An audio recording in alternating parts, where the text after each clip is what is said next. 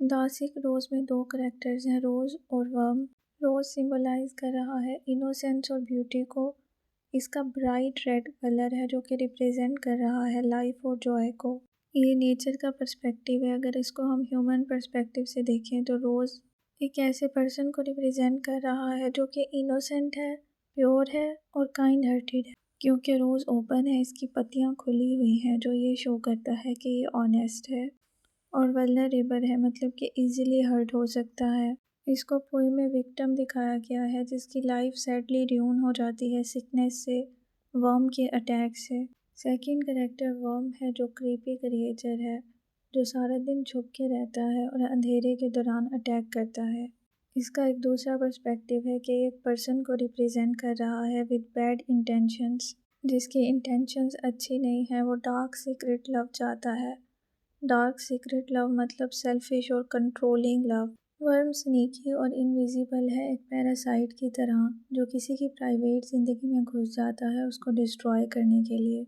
ये रिप्रेजेंट करता है दुनिया की हार्श और डिसऑनेस्ट साइड को, जो खूबसूरती और अच्छाई को खा जाती है, उसको ख़त्म कर देती है।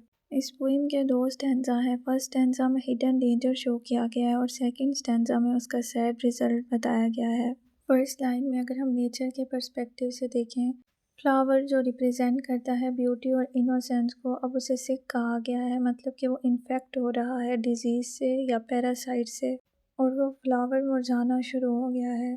अगर हम ह्यूमन पर्सपेक्टिव से देखें तो ये रिप्रेजेंट कर रहा है एक ऐसे पर्सन को जिसकी स्पिरिचुअल हेल्थ और इनर पीस ड्यून हो रहा है, डैमेज हो रहा है। ये रिप्रेजेंट करता है खूबसूरत और अच्छे लोग भी बाहर की दुनिया के आउटसाइड वर्ल्ड के बैड इन्फ्लुएंस और सैडनेस से अफेक्ट होते हैं। इनविजिबल वर्म एक टाइनी बग को कहा गया है जो कि रोज़ की पेटल्स के अंदर छुप गया है। दूसरे पर्सपेक्टिव से ये सिंबलाइज कर रहा है हिडन एनिमी, छुपे हुए दुश्मन को। इनविजिबल वर्म रिप्रेजेंट कर रहा है एक ऐसे इनविजिबल एनिमी को जो प्रिटेंड करता है एक फ्रेंड की तरह बट एक्चुअली जेलिस होता है, उसकी सीक्रेट बैड थॉट्स होती हैं। सेकेंड लाइन में है कि वर्म अटैक करना आता है डार्कनेस में रात को सीक्रेटली।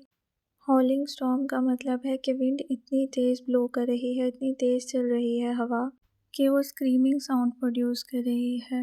वेदर डेलिकेट फ्लावर के लिए डेंजरस हो चुका है। दूसरे पर्सपेक्टिव से देखें तो नाइट और स्टॉर्म का जो वर्ड है वो रिप्रेजेंट कर रहा है ट्रबल, सैडनेस और कन्फ्यूजन को इंसान की लाइफ में। और ये शो करता है कि बैड इन्फ्लुएंस या विलन्स भी तभी स्ट्राइक करते हैं, तभी अटैक करते हैं जब एक इंसान लॉस्ट फील कर रहा हो या ऑलरेडी कमज़ोर हो।